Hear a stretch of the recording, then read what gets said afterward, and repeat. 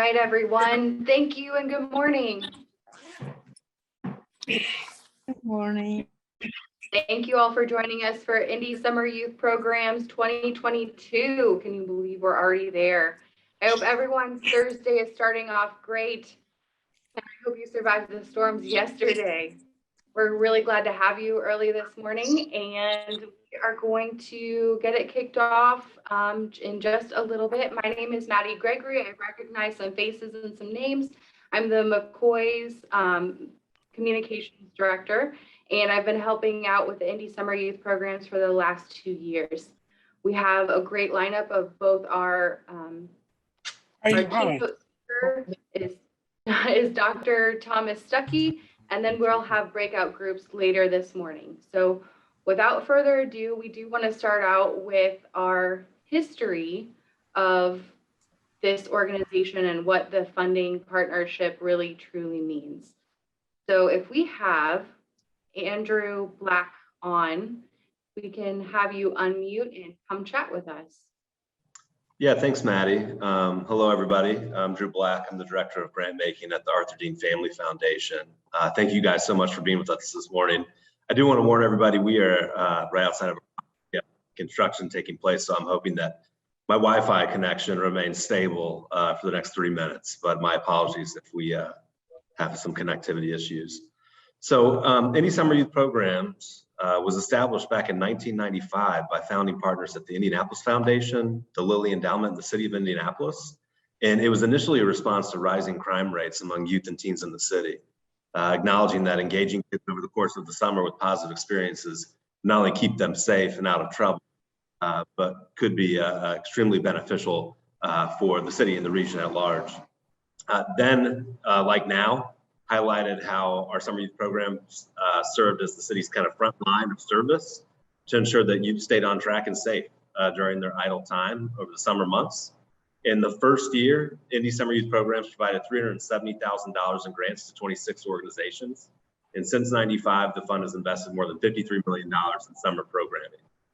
This past year, the fund celebrated its 26th year in operation, providing nearly $3 million approximately 175 unique organizations, providing services during a critical time for more than 90,000 children and youth in Marion County over the course of the summer.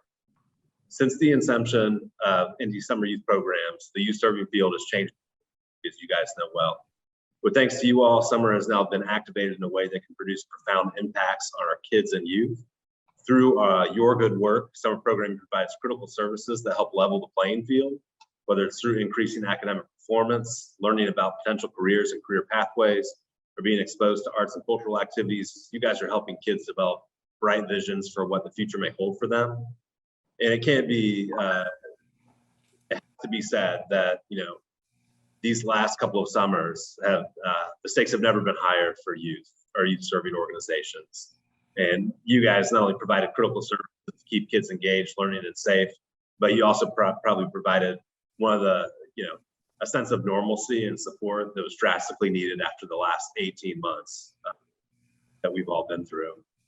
With that said, please accept this as sincere gratitude of the Indy Summer Youth Program, which includes the Allen Whitehill Clues Charitable Foundation, Arthur Dean Family Foundation, Crystal DeHaan Family Foundation, the City of Indianapolis and the Department of Metropolitan Development, IU Health Lilly Endowment, Nina Mason Pulliam Charitable Trust, the Clues Fund, the Indianapolis Foundation, and the Indianapolis Foundation. Thank you all for your work, your support of our youth, and for participating in today's orientation. And I'd like to pass the mic to my colleague, Lori Satterfield at IU Health. Thank you. Say good morning, everyone. My name is Lori Satterfield. I'm a program manager in our Community Outreach and Engagement Division of IU Health. It's my pleasure to introduce our keynote speaker for today. Dr. Thomas Stuckey is joining us as the Executive Associate Dean for the O'Neill School at IUPUI.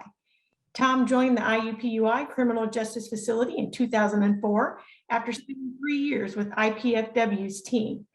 He recently completed research examining factors associated with incarceration for a cohort of low-level offenders entering the Indiana Department of Correction, and was the principal investigator for the Indianapolis Comprehensive Anti-Gang Initiative Research Partnership to reduce gang crime in Indianapolis.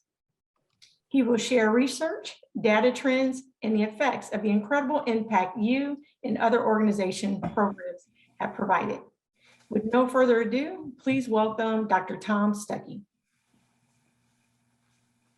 Thank you. I appreciate the kind introduction, and it's a profound honor to be here with you today. And so I in some ways, when I speak to a group like this, I feel like the least accomplished person in the room. So it's a little odd for me to take the microphone, because when I looked at those pictures during that opening video, it's so obvious to me that so many of you are having tremendous impact on the youth of Central Indiana, and so I speak to you with that in mind. I am also, despite my 20 years of work in this area and with many nonprofits over that time, I'm a limited expert and have limited knowledge in many of these areas, and I think so inevitably I'm going to be saying things to you that you already know in some respects. And so to the extent that this 30 minutes or so, and they were kind enough to give me a opportunity that when the time is coming down toward the end, we'll have some open question time as well, which I very much look forward to. So I want to sort of frame expectations for what I can do in 30 minutes. I do not have a magic wand, unfortunately. So the best that I can hope for is to provide maybe a way of framing some of the things that you're going to be looking at. And I'll probably spend a little bit less time really on sort of data and trends and more on sort of key themes that I really think would be helpful. And I do have a set of, just like any good academic, I have a set of PowerPoint slides that I'll be happy to share with the group that have a number of resources of the things that I'll be talking about today. So I want to start actually with two stories. And I will tell you that I've worked with nonprofits. One of the things that I do in terms of my teaching is that I work with our executive education program, and so we have a number of non-credit certificate programs, and I talk to a lot of nonprofit programs about how to evaluate the impact of their programs. And so I've had an opportunity, even though my background is in criminal justice, to talk to folks that are direct service provision, kind of doing that work. And one of the things that I often will hear is a story, and it's very powerful for me, and so I want to share it with you. But I also want to share a little bit about what I think maybe some of the lessons of that story would be. And so forgive me if I'm repeating what you have already heard, which is that a man was on vacation at the shore, and each morning he would go out for a run, and he on the second day of his vacation came across a man who was picking up starfish and throwing them back into the ocean. And he didn't think much of it, but then the next day he saw the man doing the same thing, and it got him to thinking. And so on the next day he stopped and he asked the man, he said, "Well, what are you doing?" And he said, "Well, I'm putting the starfish back in the water." And he said, "Well, they're just going to wash back up on shore. It won't matter." And the man's response was, "Well, it mattered to that starfish." And I think the lesson that I draw from that is that there is tremendous power in the link that we have, the connections we have with other people. And so we can never underestimate, or can't overestimate, I should say, the possibilities of what it means to that starfish. And that is absolutely something that we must never forget, is that each one of these success stories that you are creating is the future for that starfish, if you will. Now, it is incumbent upon me, though, then to also ask the question, is it enough to help just that starfish? Because I will often hear from individuals, you'll hear this, well, if we've helped one person, that's enough. I don't know, maybe it is, maybe it isn't. So I would ask you to challenge yourselves and your organizations to be thinking about, can we not only help that starfish, because that's intrinsically important, but what does it mean then to think about helping lots of starfish? Or can we do it in such a way that that starfish is not in need of assistance the next day, if you will? So again, not to draw too much from that particular story, but the second one is both a hopeful and what I think is a profoundly sad story that I heard a number of years ago. So I was working with a sort of a unique partnership between the Indianapolis Metropolitan Police Department and the Department of Corrections parole division on the north side of town. And I was talking to the police officer that was working with a returning group of folks that have been previously incarcerated, and these were men who had pretty substantial criminal records and were facing some pretty substantial barriers to success. And he said to me, that the police officer said to me, he said there was a particular parolee who he was talking to, and it really struck him because through the combination of that partnership, they were able to provide some unique services to that individual. And the person said that his parole officer was the first person who ever cared about him. And I found that to be both sad, but also a really important thing to think about. And again, it's the idea of that connection.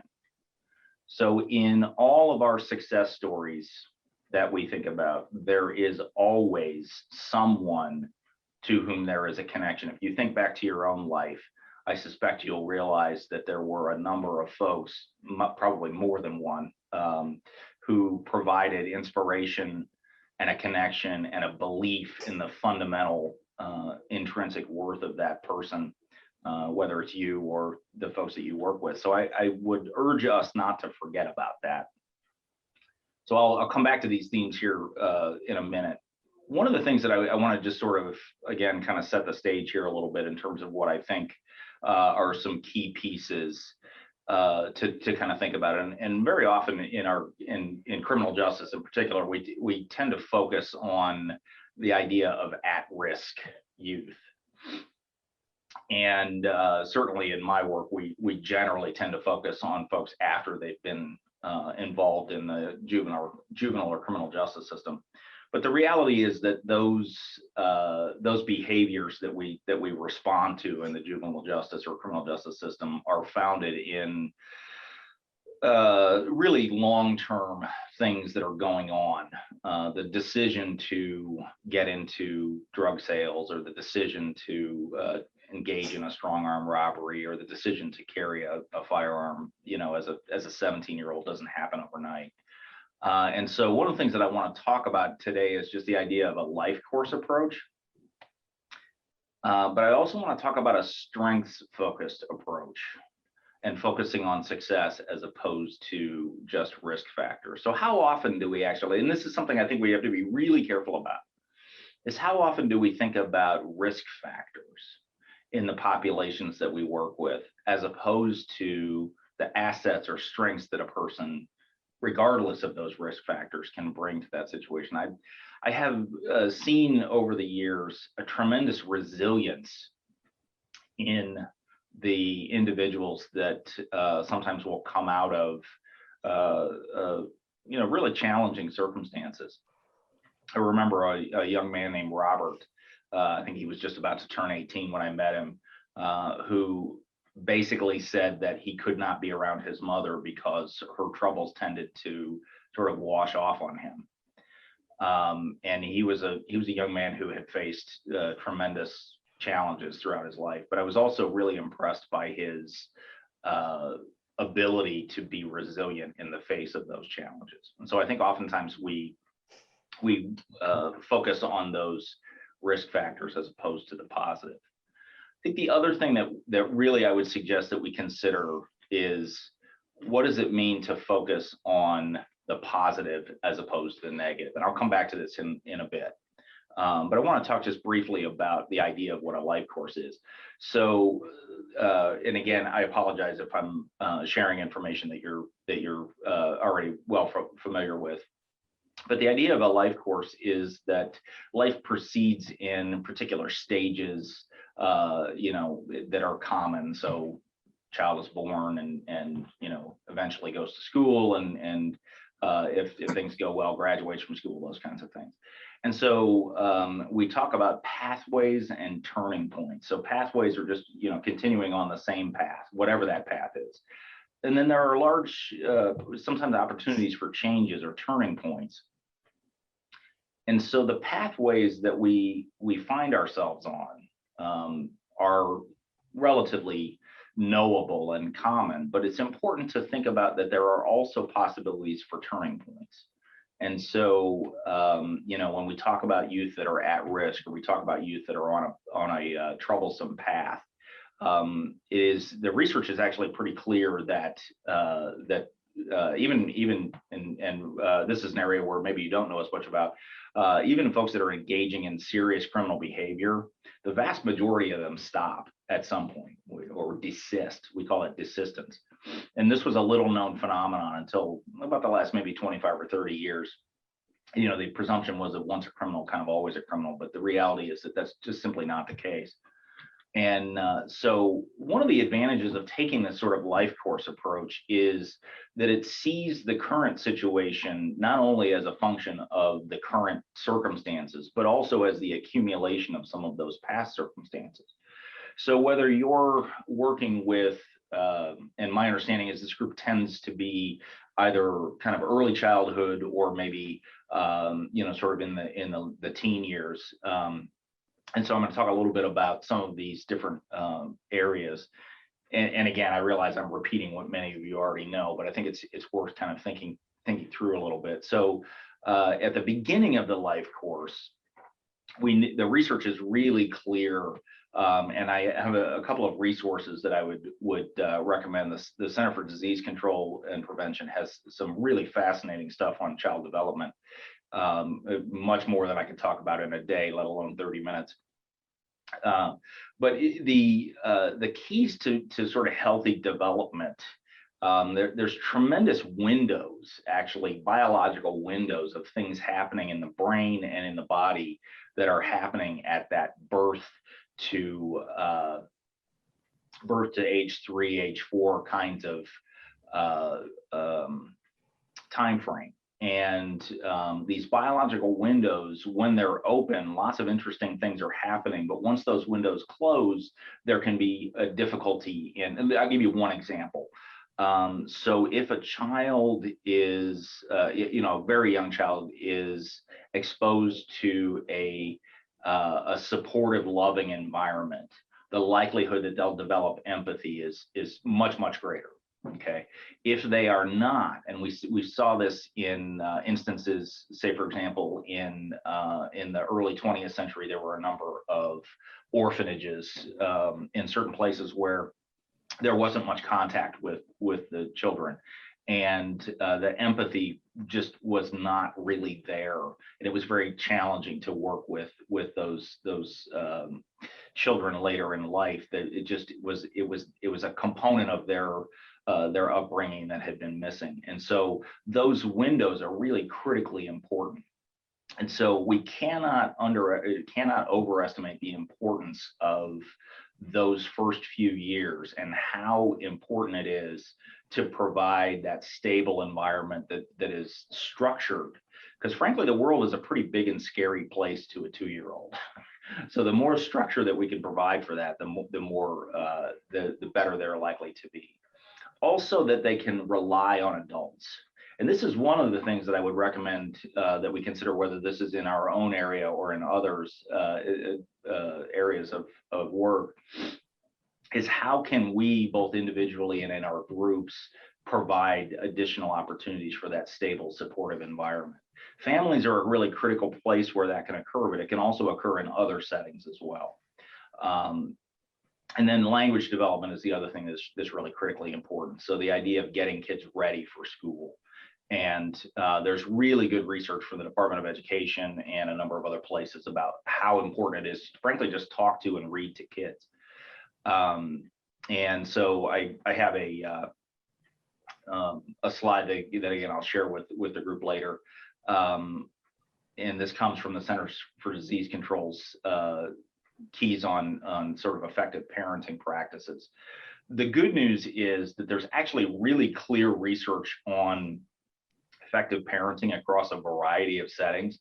It is not the case that there is one single way to parent children. So certainly we want to be mindful that there are diverse individuals who are serving in a parenting role. But in terms of thinking about what are some of the keys for success, responding in a predictable way, showing warmth and sensitivity, having routine and a structured environment with rules is critically important. Sharing books, talking with children, language development is really, really important because of what it means later on when we get to the school setting. And then, making sure that they're safe and healthy. You spend most of your time just keeping them alive for that first few years. I remember, thankfully, my children are out of that phase at this point, but then also appropriate discipline without a harshness. And so again, for those of you that work in this area, I'm sure that this is all very familiar to you. So as we move forward, we get to the school years. The keys there would be developing reading skills early in the K through third grade kind of time frame, and then developing a connection to school. Turns out there's actually a lot of really good work that's being done now on motivation in learning. I think up until recently, and this is actually an area where I do know a little bit about it at the higher education level, but I think it's also true at the K to 12 level, that we're learning more and more about that motivation is critical to understand for learning. Many of us, I think those of us that are on this call this morning, we sort of took it for granted that education was of value and that the learning piece was important.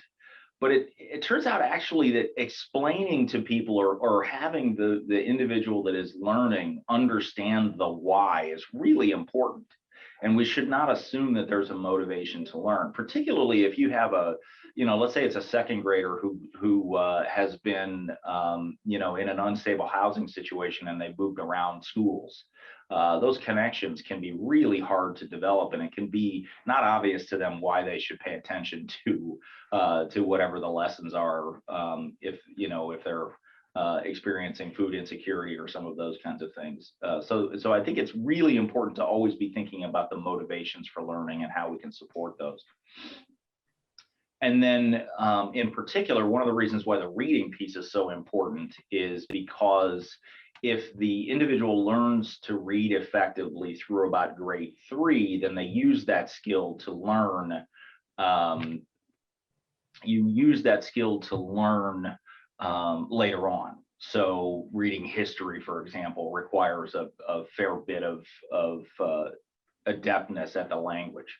And so what can end up happening is if the individual has not learned to read successfully by about grade 3, then they can tend to start cumulatively falling behind. And this is where we see that very often difficulty in school is associated with lots of other kinds of problematic behaviors. It's also the case where we see that acting out and conduct disorders start to really manifest themselves. Sometimes they can be earlier, or sometimes they can start to intensify. And so it's really important to be thinking about how to provide those supports around trauma. And actually, I've got one of the links that I'll provide for you that's a really fascinating setting where the individual was talking about providing English language learning in the context of individuals that have experienced some pretty significant trauma in their lives. And so it's really fascinating kind of details. And again, I realize I'm hitting things at kind of the high level here. So the payoff, if you will, and the resources that I'll be providing, hopefully there's lots more opportunity for reading for you later on in this. And again, also the mental health supports become really critical at this point. I think that's one of the things that I would say is to think about the holistic piece of the individuals that you're serving. So if you're providing an education, support, or if their ability to access and successfully engage with your services may be a function of some other things, and so maybe that you need to partner with other groups to be able to provide those services. We don't expect everybody, I would assume, we're not expecting everybody to be able to provide every service for folks, but that becomes critical. And then the other thing is effective problem solving.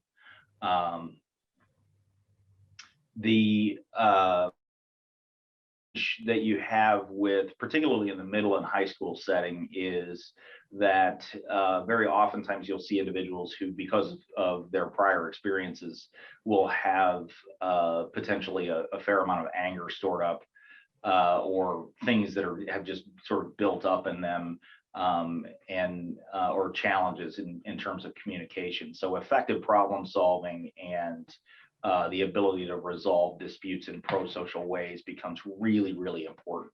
And I think this again goes back to that resilience. The question is we all face challenges, and if you think about it, there's the drive into work where someone cuts you off, and then, well, what is your reaction to that? And for many of us, the reaction might be that we, utter a curse word, or we might otherwise, whatever our response is, but it doesn't go any further than that, because we have pro-social ways of thinking about those outlets. So I think that's another area where providing models for positive outcomes can be really important. So I've talked a little bit up to this point about kind of that, where are some of the key touch points in the life course. And again, I would urge you, if you are thinking about the beginning of that, then think about how you can support folks later on, or at least be aware of what those things are later on. I think we sometimes want everybody to fix every problem all at once. So I think it takes this group together, and the supports that come from the city and from other nonprofits and the public school systems, and all of it comes together to provide those supports. But it is helpful to kind of think through some of those things. So how can we promote youth success? So the first thing that I would tell you, and a lot of the research or a lot of work that I've done with both nonprofits and public agencies, the unfortunate reality is we're pretty sure we know how to help, but we may or may not actually have the evidence to support that approach.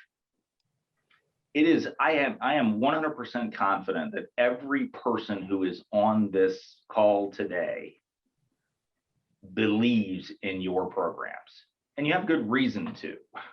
Okay, but I also think it's important that we always challenge ourselves to think about what is the evidence base for what we're doing, and how can we make it better.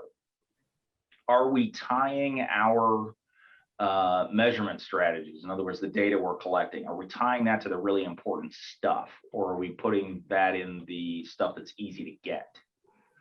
Are we remembering the sort of fundamental pieces to what it means to provide those services? It turns out actually that, and again, this is primarily in the criminal justice setting, but I think it probably applies elsewhere. A couple of important things. One is we've learned over the years that if you tie your approaches directly to what's going on with that individual, you're going to be much more likely to be successful. Some people need a lot of services, some people don't need a lot of services, and providing a lot of services to people who don't need a lot of services can sometimes be counterproductive. The other thing, and this is really, I believe that this is true across settings, but it's certainly true in the correctional rehabilitation setting. When they looked at the programs that were likely to create success, if you will, in other words, to help people stop engaging in criminal behavior, and these are people who have, in some cases, pretty serious criminal records. What they found was that about 30% of the program's impact was the people. And this is something that is really important. Well, what do I mean when I say the people? The people are the ones that are engaging directly with those clients, the service providers who are working directly with those individuals. So what they found in a couple of these studies actually was that if you had the right person in place, the program was more likely to be successful than if you had a person who was less dedicated to their work or some of those kinds of things.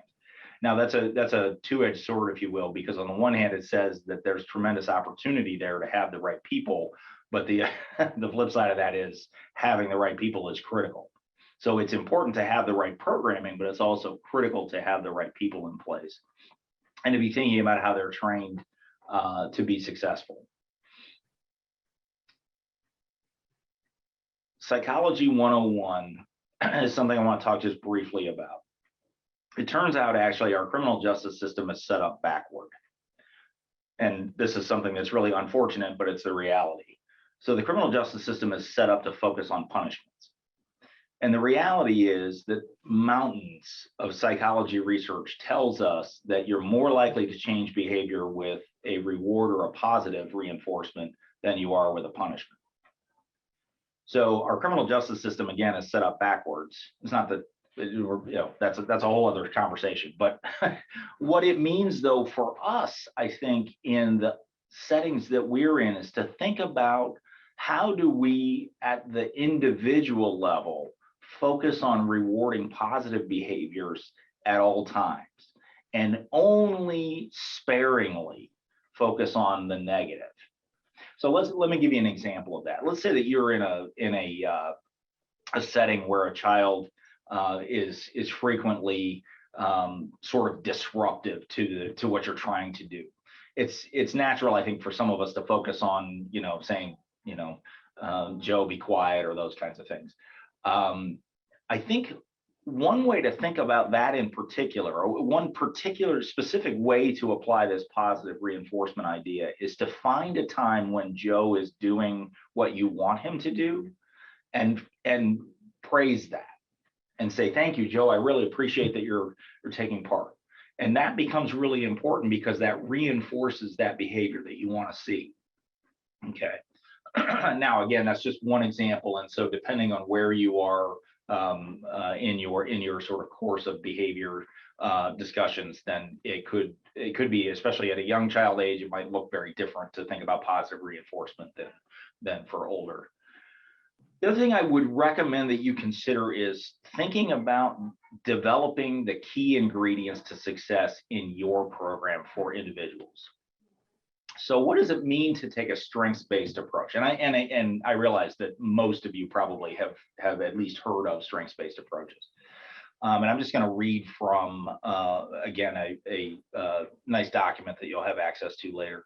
A strengths-based approach is a positive psychology perspective that emphasizes the strengths, capabilities, and resources of a youth. Those who embrace a strengths-based perspective hold the belief that all youth and their families have strengths, resources, and the ability to recover from adversity. This perspective replaces an emphasis on problems, vulnerabilities, and deficits. Strengths-based approaches are developmental and process-oriented and reveal a young person's internal strengths and resources as they emerge in response to specific life challenges.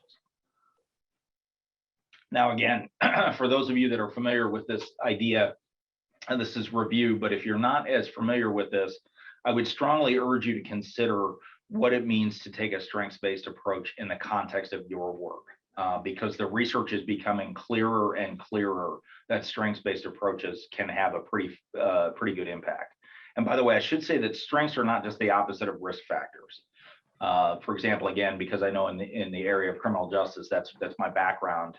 There's now some work on how it's more valuable. It's actually added benefit to focus not just on the opposite or the absence of risk factors, but on specific strengths. But I will tell you also that in the context of a 30-minute presentation, it's impossible for me to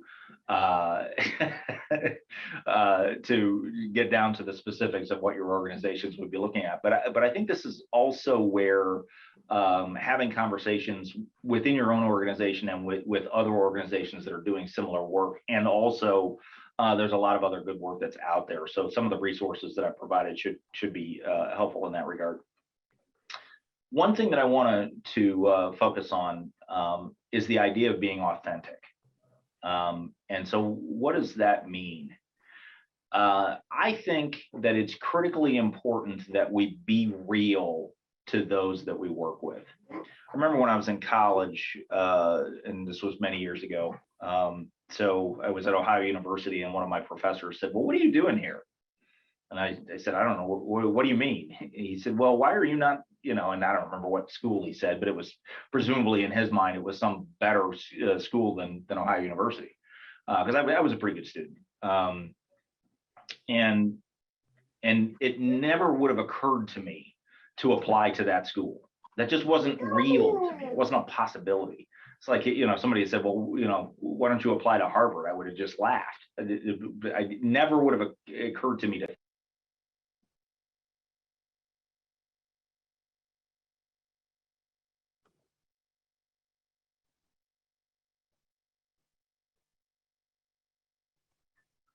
All right, sorry about that. Got muted accidentally. I'm pretty dangerous with stuff. Okay, so I have a couple of minutes left. Was that the okay? So I'm gonna wrap up. No, that wasn't me doing that, but we do have about 3 more minutes. Okay, so I'm gonna move really quickly. Anyway, so the point is to whatever it is that you're talking to those children about, it has to be real to them.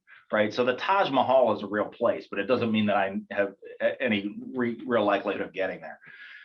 Some strengths to think about: empathy, self-control, integrity, embracing diversity, and grit are what is described by the author as the formative 5. And I'll share more information on that with you again in the slides.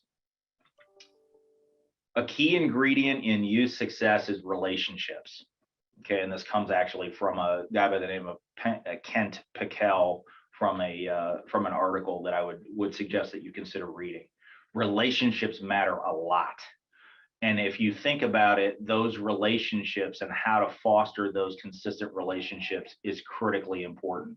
The article goes on to describe 5 areas that I think are really important to think about. Expressing care, showing that the person matters to you, challenging their growth, pushing someone to keep getting better, providing support, sharing power. This is something I think is also relatively new in the research literature. Is the idea of giving the participant a voice, because that actually matters both for their sense of agency and then also helping to tailor your work to the work, the things that matter to that person, and then connecting people with additional resources. So focus on strengths, be authentic, provide connections, focus on the positive. Remember the starfish, but also remember there are lots of starfish. And finally, and this is the evaluator, program evaluator coming out of me. I wasn't asked to talk about this, but I have to plug this. Think about what you're trying to do very critically.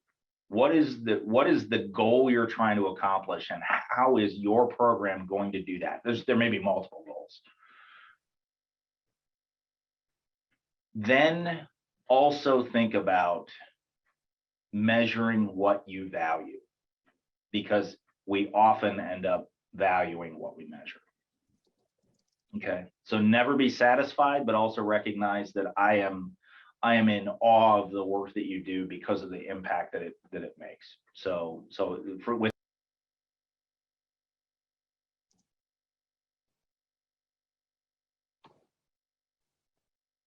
I don't know how it keeps muting you, but thank you so much, Tom. I really appreciate that. And we have a lot of questions for you, Dr. Stuckey. I do want to just say how much I appreciate you speaking on the risk factors versus assets. That asset-based thinking is critical not only as program directors and managers, but also as parents. And I think that you've really helped reframe that. One of the biggest questions that we have right now, and that has been seconded by several people, is that they would like to hear you speak on your feelings and work towards acknowledging the role systematic racism and policing as a whole has on relationships with youth development. Okay, so that's actually another conversation that might take a long time.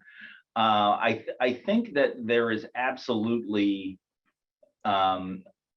some really important work that needs to be done. It wasn't part of the bio, but in full transparency, I was a police officer, and I do actually do a lot of research and teaching on policing. For some of you, you may not be surprised by that, I suppose. I've been told I look like an FBI agent, I guess. But the stance that I have always taken on policing is that to be a police officer is a tremendous responsibility and the obligation to be the best version of what a police officer can be because of how important it is. And frankly, police departments have a lot of work to do in that regard. We have some serious conversations that really need to be had about what the appropriate role of a police agency is in society. And right now it's very out of whack and has been for a long time. The police power is something that I think all societies have some need to have. But if you look at the history of policing in this country, there are, for most of its history, police departments were used to overtly support racist policies. I mean, that's just a fact. Police agencies were supporting a racist system until at least the 1960s, overtly and legally. And so that is something that if we don't understand that history, then we will do everyone a disservice, because many members of our community understand that history all too well. And the disconnect that we see in the conversations is really problematic.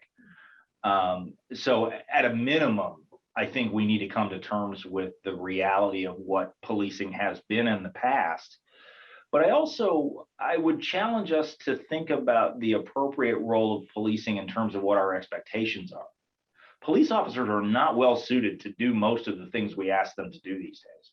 And so we put police departments in a really bad position as well, because we've abandoned, and I say we, I mean the society has abandoned the idea of some of the really key services that, particularly in mental health.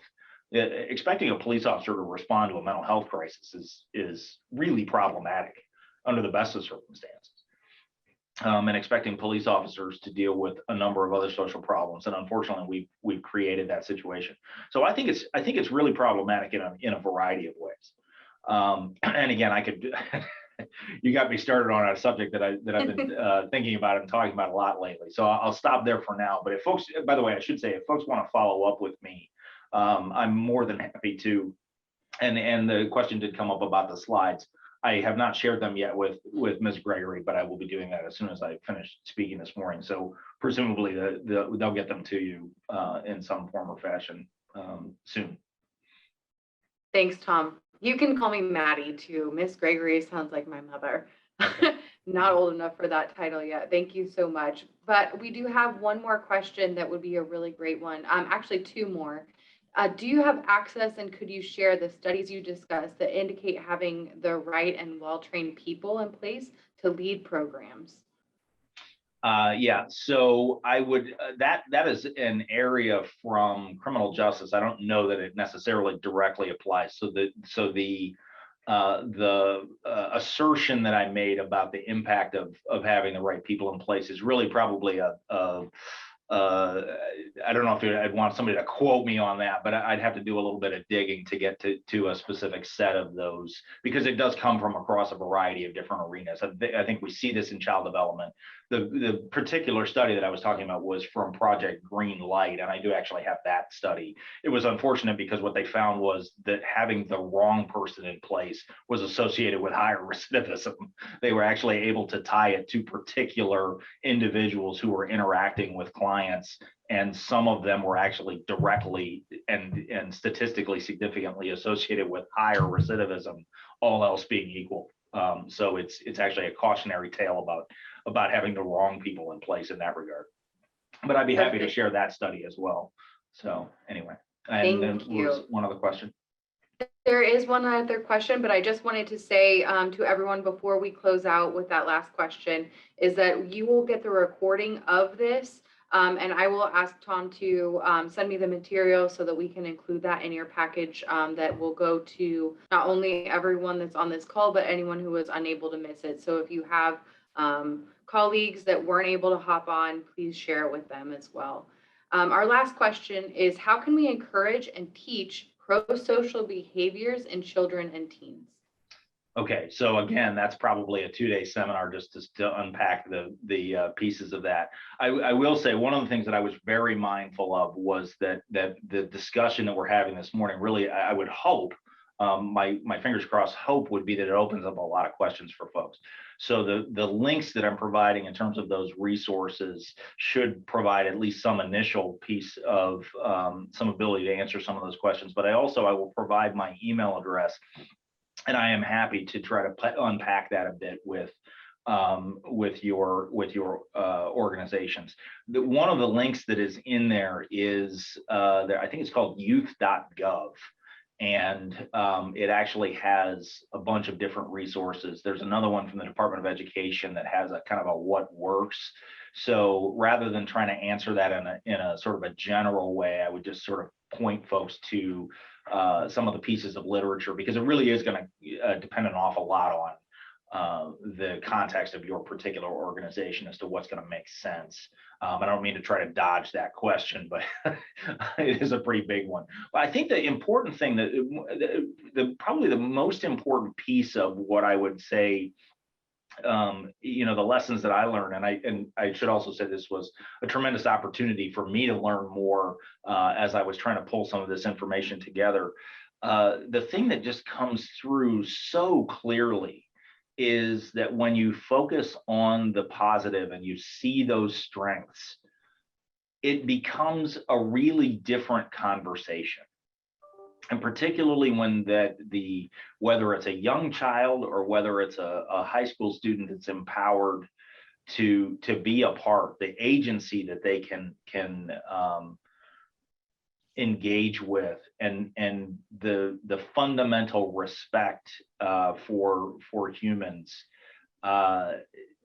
there's almost no limit to what, it is amazing how resilient people are, even in the face of tremendous challenges. So I think that's the thing to me that is the most encouraging. And I don't want to sound like I have rose-colored glasses here. The question about systemic racism, the question about some of the problems that we face, we have serious challenges. And our economy is not structured in a way that opportunity is equally available for folks. And I could go on for hours about the reality of the context that you operate in.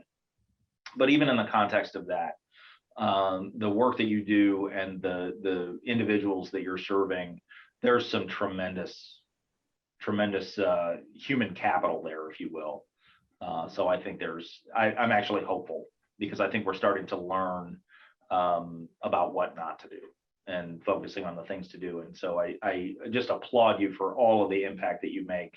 Again, I think back to those pictures at the beginning of all of those, in just a few examples, I'm sure, of some of the really amazing things you do. So I just want to say thank you. And again, I will share those slides, and please, by all means, shoot me an email if you have some follow-up questions. I'm happy to do that. Thank you so much for joining us, and thank you or if you want to get in contact with Dr. Stuckey, we will send out his slides that he mentioned earlier and his contact information to continue. I'm so sad our training director isn't here today because she would try to recruit you in a heartbeat, Tom, to have a seminar. So hopefully we will be seeing more of you, and I appreciate you joining us. Thank you. And I should say, if anybody thinks there's a value in me, speaking to organizations or helping lift boxes, I'm here to help. So by all means, and I have to say hello. I think I saw Teresa Bennett and also John Brandon at one point. I don't know if you're still on, but just a quick shout out to you. And unfortunately, I'm not on LinkedIn. But the contact information, by all means, just shoot me a quick email or give me a call. And with that, I will get out of the way because otherwise, as you've probably determined by now, I can talk pretty much all day. So anyway. Thank you so much again. Everyone else, we are going to take a 3-ish minute break. So I want to see you back here at 10:25. If you can make that happen, refill your coffee, take a restroom break. I'm going to put a pull up because I figured out how to do that the real way. I am signed on twice, so that made things a little bit more confusing. But I am launching that now, and we'll see you back here at 10:25.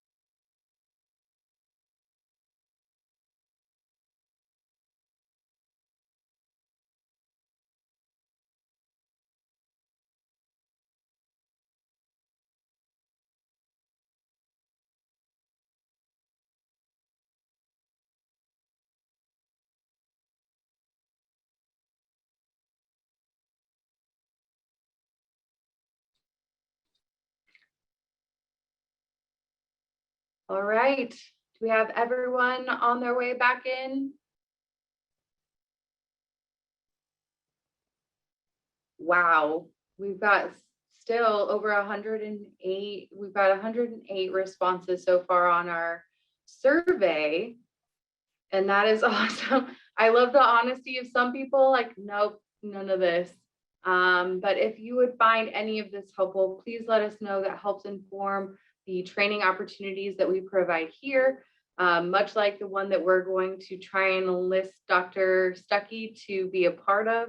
But opportunities like this really help us figure out how to help you. That's the point of our role.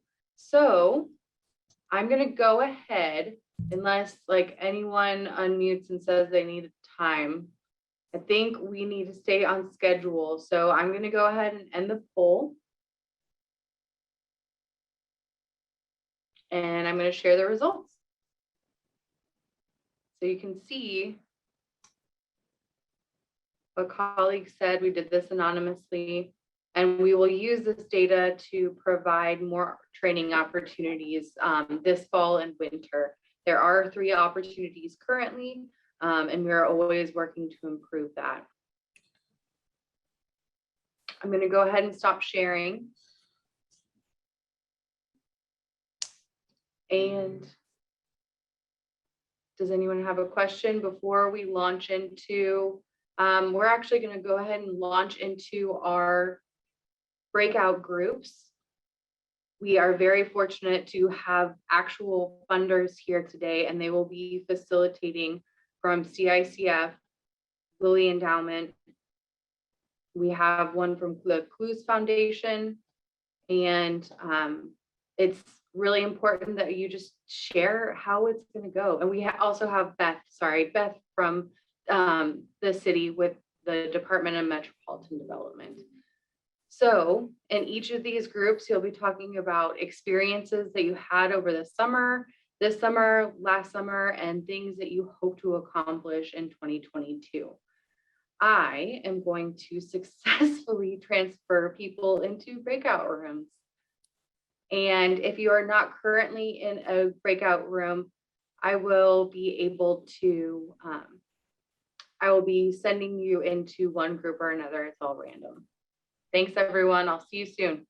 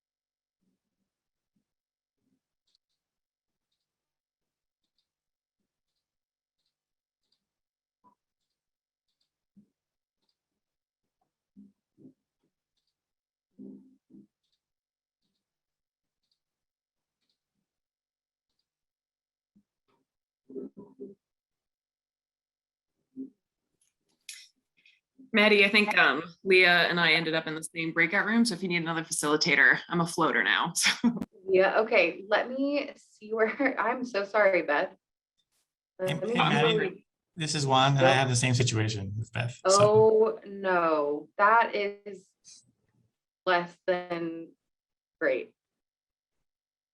Okay, I'm going to put you, where are you? What room are you in? Can you see?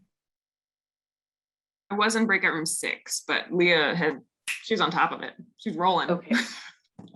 You were in workout room 6, so you're in the main group. Sorry. I do not know how to see you. I left that breakout room so that I came back to the main space. And so when you're in the main space, I cannot see you somehow. Oh, I see Robert Walls in the unassigned. So sorry, I'm gonna figure this out. Sorry, I'm gonna get really close up. 6. Okay, move to 3. 1, you are supposed to be in a different group. Come back and let me know. What room are you in, Juan? 6? I was in 3. I'm back in the main one, but I could go back to 3 if you want. Just be a co-host. Well, I'm gonna send you to wherever does not have.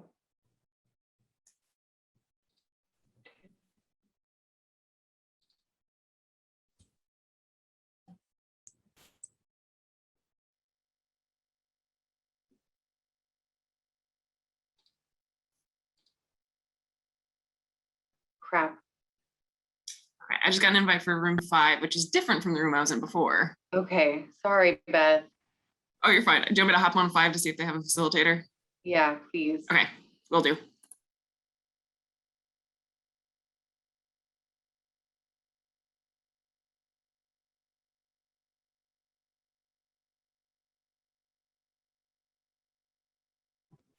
Excuse me, could you put me in room 8, please? I accidentally left the Zoom. Sure. Can you give me just a second? What's your name? Reagan? Regin. Regan.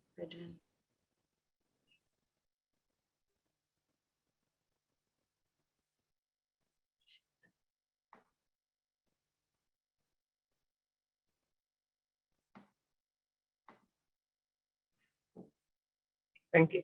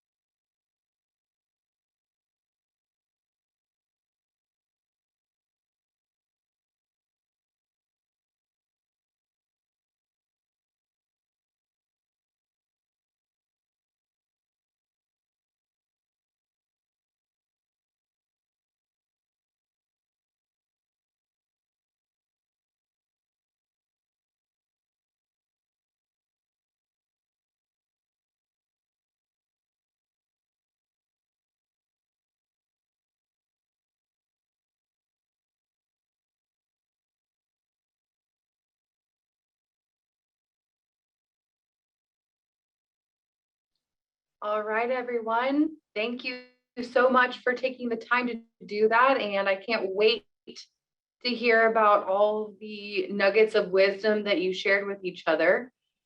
Let's go ahead and start in with our share outs. How about room 1?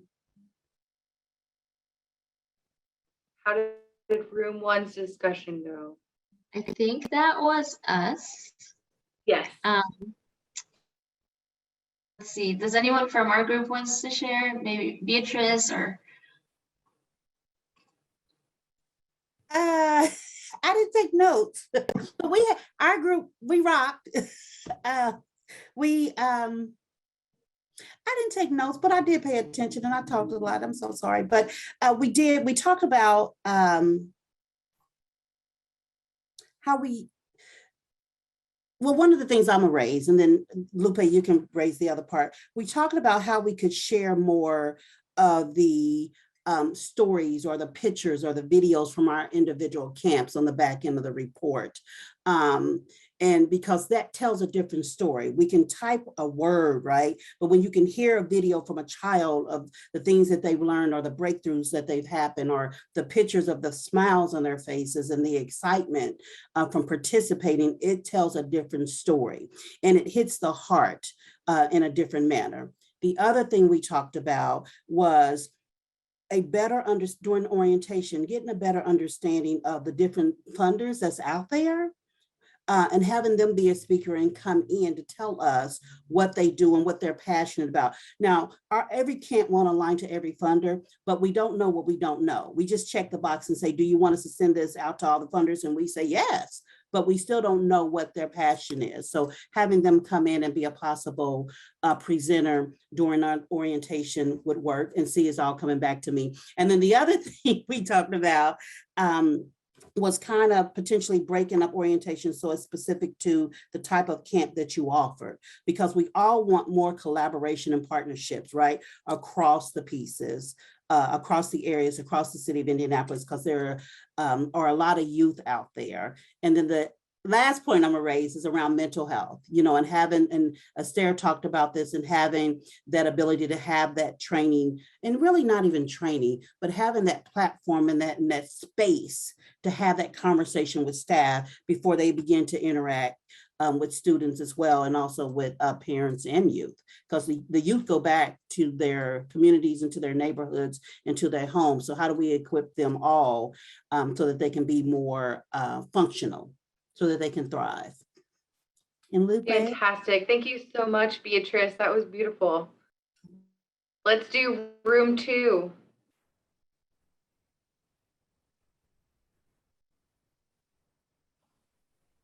That may have been mine.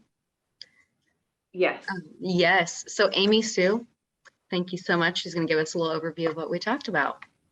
So hold on, let me pull my notes up. We talked about challenges that were faced this summer and ways that different organizations tried to address that. And so one of the things that a lot of organizations faced was dealing with just COVID precautions and dealing with the CDC and Marion County Department of Health guidelines. And so how to make that work, how to keep campers safe. Some programs even had to move outdoors and couldn't be inside. And so looking at the ingenuity of various organizations to use tents so they could still offer great programming for students was really amazing to hear about. Also barriers to because of e-learning, and then the repercussions from that, food insecurity, and then how different organizations try to support families and students to make sure children were getting adequate nutrition. And then staffing was another issue that a lot of organizations faced, finding qualified staff and getting them to actually stay and keeping them there because there was a lot of competition with a lot of new programs and districts offering more summer school programming. And so I think those, and And then also, I think going back to the idea of, a lot of us, we have to fundraise to put our programs on. And so restrictions that COVID put in place, that maybe tours couldn't happen, or that funders couldn't come through to programs, and worries how that will affect overall donations. And then upcoming challenges that we think that we might need help with: transportation issues, getting kids to and from program, because students are, coming from farther places out. And then once again, the staffing piece, and mental health issues for both our staff and our, teachers and the people who serve students over the summer, because there are a lot of stresses related. And then we ended with like some great moments from our summers. And a lot of it had to do with just seeing the growth of students, their happiness of being together, being out of the house, and that being encapsulated in a lot of end of summer celebrations in different organizations. I love that. Thank you, Amy Sue. Liz, I'm so sorry we skipped over you. Oh, no problem at all. And I'm not sure if I should be the one to talk because I don't have a very strong internet connection today. I'm sorry about that. If somebody else wants to jump in, that's great. We primarily talked about a lot of the same things that she was just talking about, talking about our programs, talking about the challenges that we were faced with and worked to overcome, how we had to tweak our programs to address COVID, and then how things were coming back a bit last year, but we still had to make some changes there as well. Does anybody else from group 2 want to jump in and speak to that?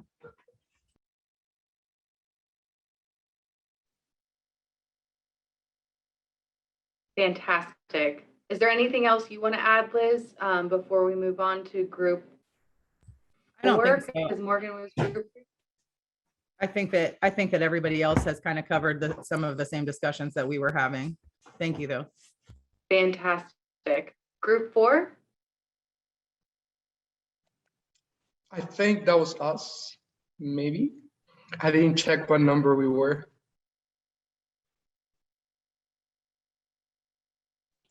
So here, the fun fact, all the things that I put in before got jumbled, and so I had to put people into spaces, and we are also short on time. So Hector, if you want to go for it.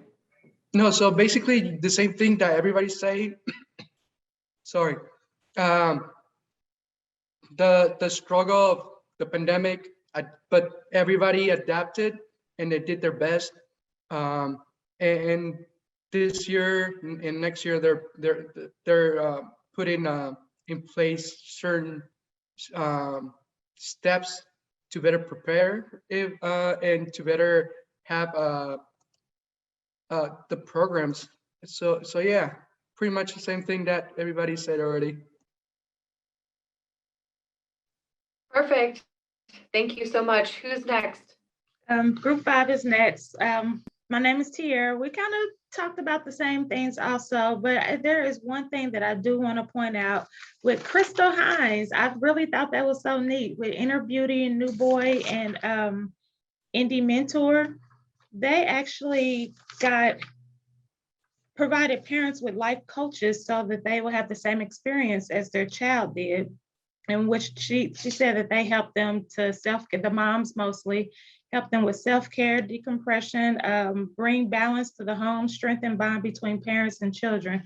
But I found that really neat that she offered that for the children in the household, period, basically. But yeah, we talked about the same things as lack of qualified staff, hiring. It was kind of hard recruiting because most of the schools were closed. On my part, most of the schools were closed and we couldn't really get into the schools to get the kids into camps and things like that. In person, it's just really the unknown out there. That was pretty much what we talked about and what everybody else said. Yeah, and I think awesome. The only other thing that I would toss out there too, we also talked about some of the in-person summer camps having some quirky insurance requirements too. So we'll be sure to circulate some of those resources since that can be a major challenge for those hosting in person, potentially for 2022. Absolutely. Thank you both so much. That's really helpful for us as we take notes on what happens next. Which group is next? We on 6? My Just group before and Alicia. Yeah.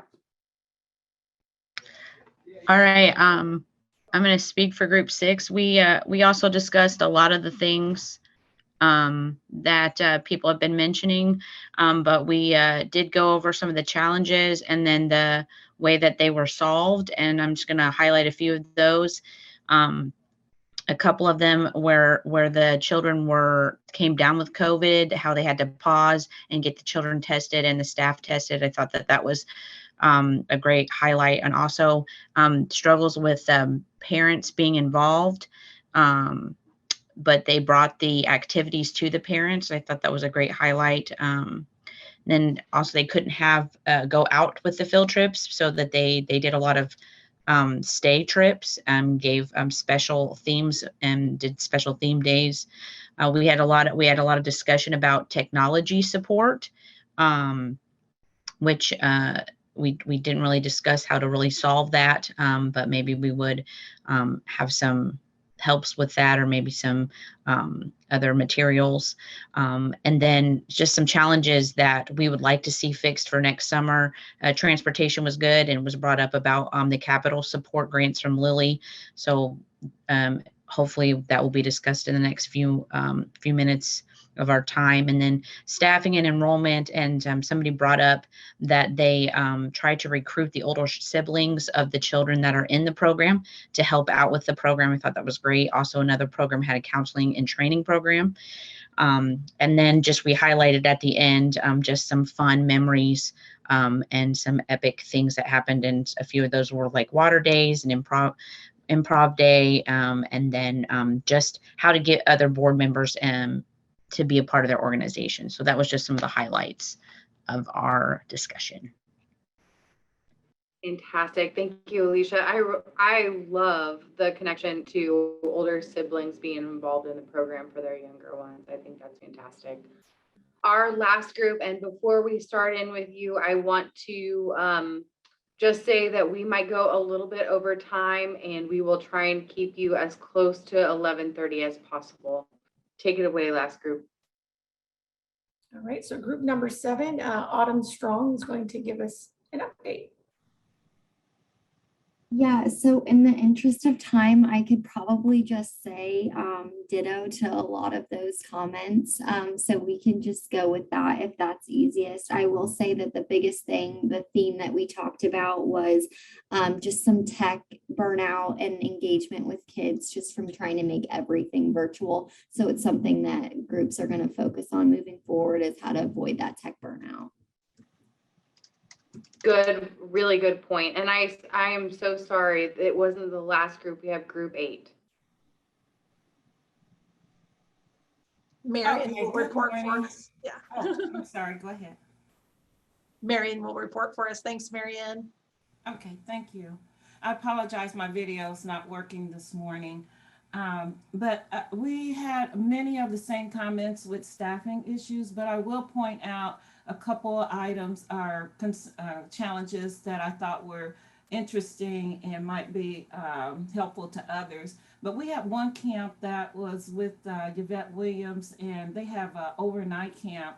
And generally it's in a hotel. They keep it for a week, and they usually have it for hosted in a hotel or a cabin. Well, this year they end up having an outdoor, many of their activities in an outdoor, under outdoor tents, and found that the campers really enjoyed it. They enjoyed having their own space at time, being able to take their masks off, and being able to do their writing activities in their own personal space. So using that tent was a way of giving each camper a way to have their individual space.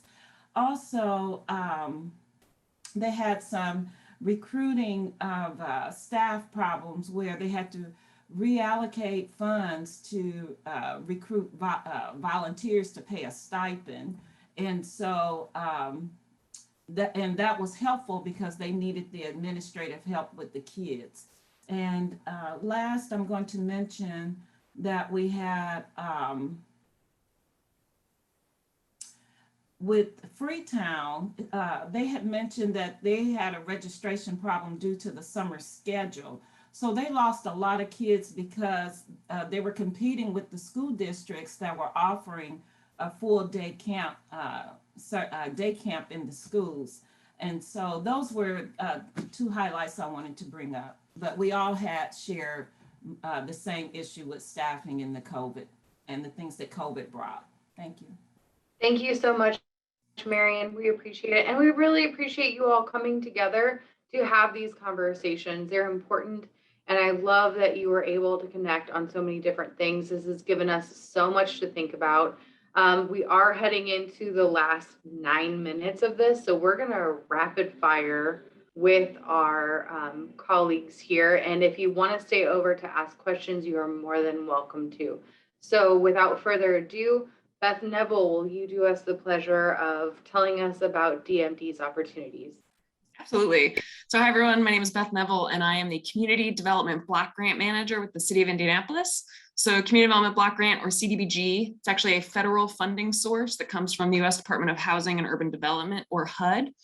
And so because CDBG is a federal funding source, it comes with a few additional regulations. So I want you guys to be aware before submitting your applications. First, it's contingent on the federal budget being passed. Then it's contingent on city county council approval.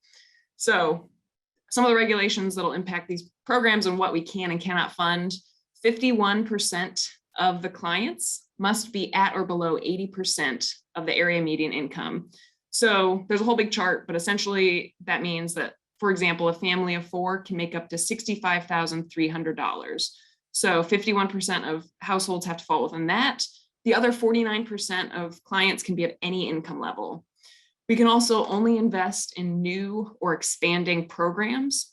And the definition of expanding programs has a bit of a flexible definition. So if you have questions, please feel free to email me. I'll put my email in the chat. We cannot fund programs outside of Marion County, and we also can't fund in any of the excluded communities. So that's Beech Grove, Lawrence, Southport, or Speedway. We can only fund within the city of Indianapolis. Our payments have to be on a reimbursement basis and can only be used for certain costs. Typically, we fund staff salaries and benefits. We typically cannot fund equipment or supplies. And every participant in the program has to fill out a fancy little form. It's 1 page. Generally, it's just check boxes, but that's something just to be aware of on the front end, is that that's one of the requirements. So finally, the minimum request for CDBG funds is $10,000, and we are only focusing on youth employment at this time. So I think that just about covers it from a CDBG perspective. If you guys have specific questions, please feel free to reach out to me. And with that, I'll turn it back to Maddie. Thank you so much, Beth. And Beth is going to put her email in the chat, but we'll also feature it in the after send out too. So if you have questions, you can reach Beth directly.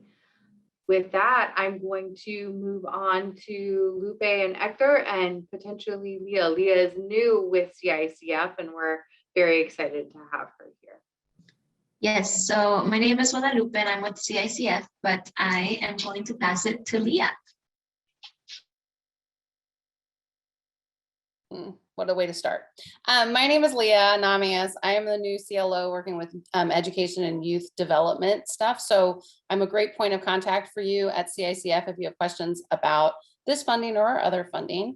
So a couple of things I just want to mention about our priorities. We're very focused, as you may know, on systematic racism. And really one of the ways that that manifests in our funding for youth programs is really thinking about closing opportunity gaps for youth of color. We're really interested in working with grassroots organizations that have diverse leadership, organizations where, you know, you look like the communities you serve. So we are very excited about that. And I want to mention one thing before I turn it over to Hector. We also have, I saw the poll that a lot of people are interested in diversity, equity, inclusion, and access resources. We can get you enrolled for free in some Undoing Racism and Groundwater trainings. So if you're interested, if you or your staff want to be enrolled in those kinds of trainings, they're happening regularly. We have 100 spots over the next 3 months we can get folks into I'll drop my contact in the chat. Me and Lupe, and we get you enrolled in that. Hector, do you want to talk a little bit about the actual software, the ways people apply for funding? Awesome. Thank you so much. My name is Hector Morales. I'm the person for IT for CICF. I'm going to share, if I can share the screen real quick. Basically what we use, everybody can see this, correct? Can you guys see the screen? We're good? Awesome. Okay. So we use the portal, Smart Simple. That's the portal you need to go for you to get access. If you are a new organization, please email me, and I'm going to send you a PDF with step-by-step guide on how to register for Smart Simple. Basically, this is Smart Simple, the main page. If you guys need to edit anything from previous organization information, you can go to this little H right here. It's going to have your initial. Just click on it, and it's going to have a drop-down menu, and just click organization profile for you to edit. Also, if you have completed, to see the actual application, it opens, you're gonna go down here on open calls, and you're gonna see the actual application. Just click open, and you can start working on it. You can save it, and next time you come back, if it's not here on the main page, you can actually go to My Grants. It's gonna go open another window, and you're gonna have access to it. Because we're out of time, I'm gonna have more. I'm gonna have 2 workshops this upcoming September, the second week of September, and I'm gonna send that information to Maddie so she can send it to you guys about registration or any questions that you have regarding Smart Simple. That's it. Thank you. Thanks, Hector. We will also have that information available on the grantee portal that's located on the YMCA. Whew. It's been a long morning. We will also have it on the McCoy webpage, so you will see what it looks like in this specific portal. You'll go here, About Us, Initiatives, and that brings you directly to where you can find everything that you need. So with that, we send it over to Taisha to talk about the capital opportunity with Lilly Endowment. Good morning, everyone. I'm Taisha Hardy-Sellers, a program director at Lilly Endowment. In addition to program grants, which support a variety of program types and sizes, there's also an opportunity to apply for a capital grant. The capital grants are up to $30,000 each, and therefore organizations that do receive a program grant, and then organizations that have received grants 2 out of 3 years. And so 2019, 2020, and or 2021. Organizations also have to have their reports submitted in a timely fashion in order for the review team to be able to look at the organization and the program being offered. Some of the acceptable projects through the Capital Grant Fund include playground equipment, safety equipment, computer equipment, vans, wiring for internet access, musical instruments, minor building and grounds improvements. And that could include kitchen renovations or room renovations, security fences for cooling equipment, and other larger items that are not consumables. The grant application is a separate application, but it will be also available on the ISYP website. I will also send my email address if you have any questions, and I will stay after to answer any questions regarding capital. Thank you so much, Taisha. And thank you everyone for sticking around. We are just at time. Yes, us. So we will stick around for a little bit. I will ask Taisha, Leah, Lupe, Hector to stick around. Beth, if you have a moment to stick around, please do. But otherwise, you provided your contact information. We'll be sharing this information again in a follow-up email on Monday when the official application opens. Thanks, everyone. Stay around if you have questions and just feel free to hop in. Fortunately, I have to hop off for an 11:30, but I'll put my email again in the chat. So feel free to reach out. Thanks, Beth. Taisha, there was a question about the application deadlines for the capital grants. Capital's due during the same window as the program grants. Thanks, everybody.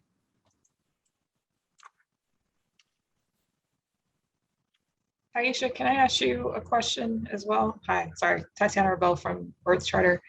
Are the capital grants able to be, I work specifically with schools and school programming and grants for school programming.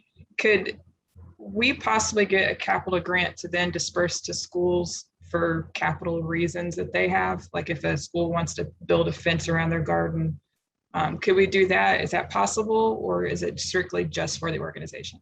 Is for the organization itself. Okay. All right, thank you. No problem.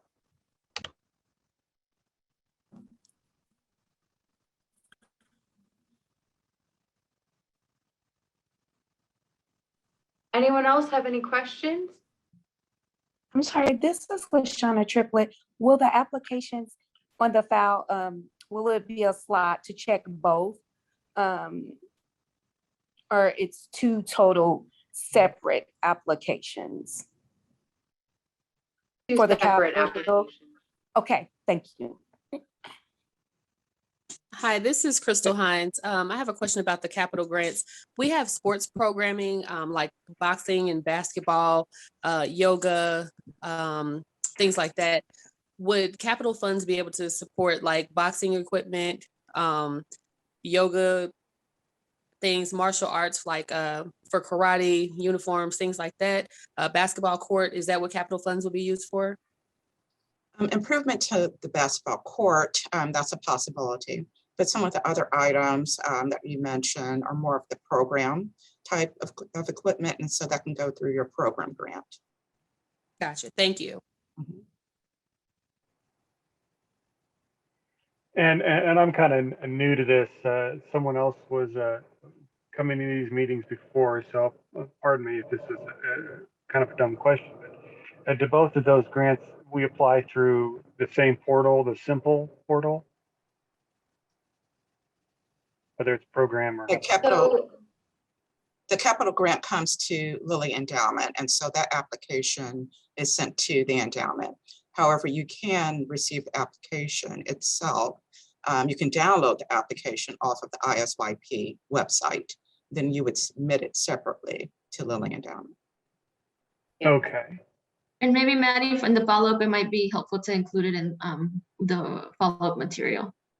Oh yeah, absolutely. Yeah. And I'll go ahead and put the link in the chat to where you can find access. They're not current right now. We need to wait until Monday when they will be available. But both portal and the capital campaign or capital grant will be available in those spaces.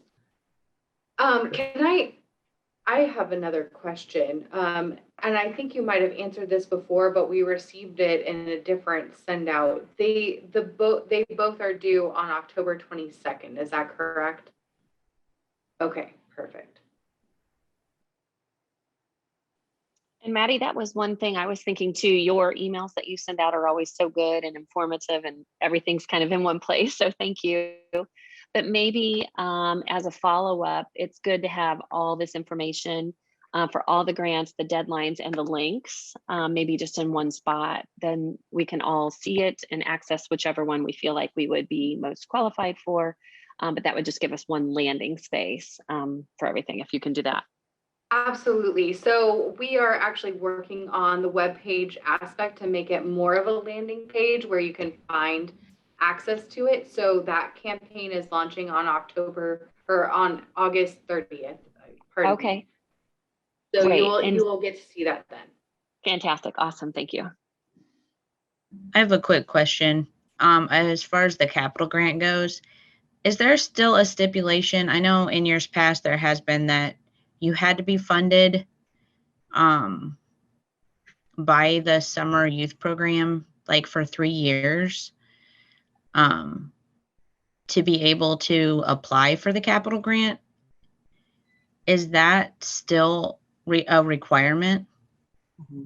It is, and so you would have to have received a program grant in 2 of the last 3 years. And so that time frame would be 2019, 2020, and or 2021. And so that is still, that's still one of the points of eligibility. Okay, thank you.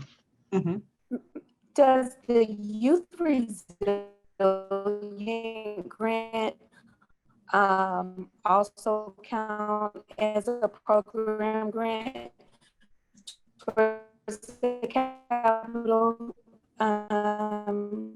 funding qualifications? LaShawna, can you either repeat your question or type it into the chat? It was garbled. Oh.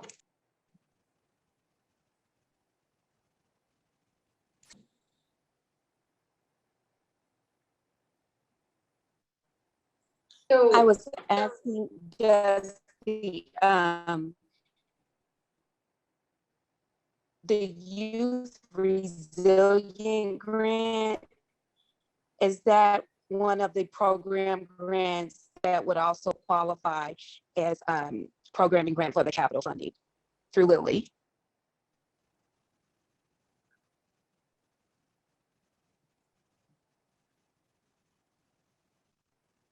I'm sorry, I didn't hear the question. Is it possible that can be added to that? Can you, so I think she's asking if the youth resilient grant also coincides with an ability to, like, as a program one, to reach the capital one. Am I correct in that, LaShawna? Yes, you are. Thank you. So the capital grant follows what you have included in the program grant. And so it's supposed to be supportive of the program grant. So and I'm sorry, maybe is it part of that I just didn't hear.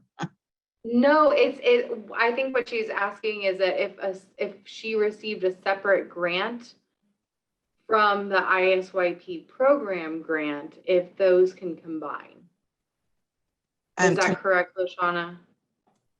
Combined to meet the qualifications for the capital grant requirement, yes. Yes. And then also, if you have additional questions, please feel free to reach out to me. And so I'll be happy to answer those questions too.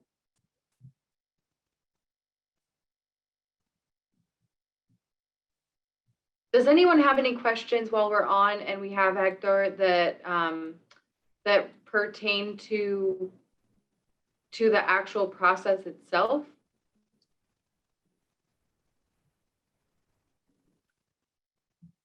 As far as applying? Well, yeah, it looks like you might have a challenge logging in.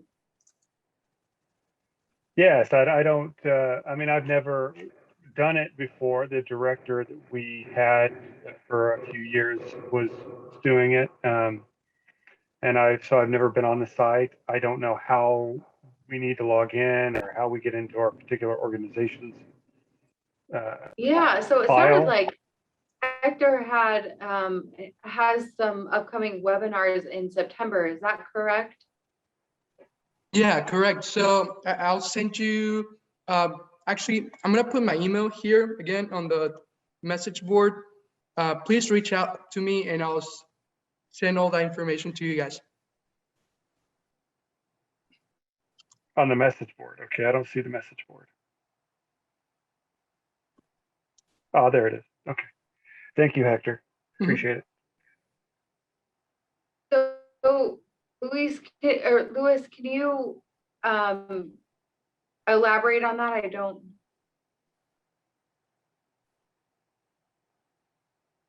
The question of all funders has not been addressed.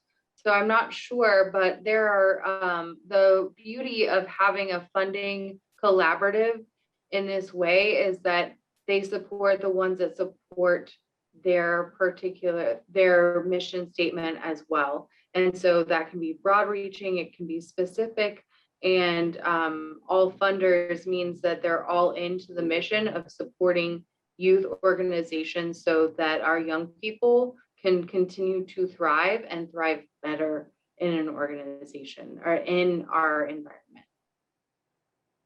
So Luis, I think the question, because I remember this coming up in the chat of the large group earlier, right, is you guys submit one application and all of the funders get a chance to see it. And then in our discussions, you know, so if you're doing something that really well aligns to some of IU Health's like health and wellness priorities, they will end up being the funder that actually puts the funding towards your project. That's kind of what that means. I hear what you're saying is it's probably more helpful to learn more about what the different priorities are. So some of our funders are very focused on arts, for instance, and so those are the funders that kind of come through, but all of the funders get a chance to see what your applications are. So apply for what you need to do, and the funders will figure out which of us are the best match for your programs and your goals. I hope that clarified.